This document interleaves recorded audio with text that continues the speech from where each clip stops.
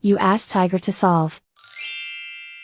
This deals with linear equations with one unknown. The final result is x equals negative 138/5. Let's solve it step by step.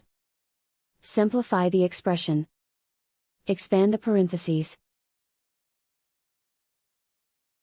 Multiply the coefficients. Simplify the arithmetic. Group all x terms on the left side of the equation. Subtract 7x from both sides. Group like terms. Simplify the arithmetic. Group like terms.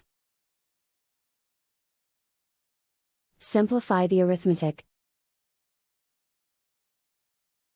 Group all constants on the right side of the equation. Subtract 72 from both sides. Simplify the arithmetic.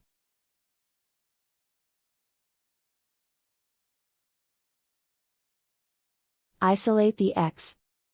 Divide both sides by 5. Simplify the fraction. And so the final result is x equals negative 138/5.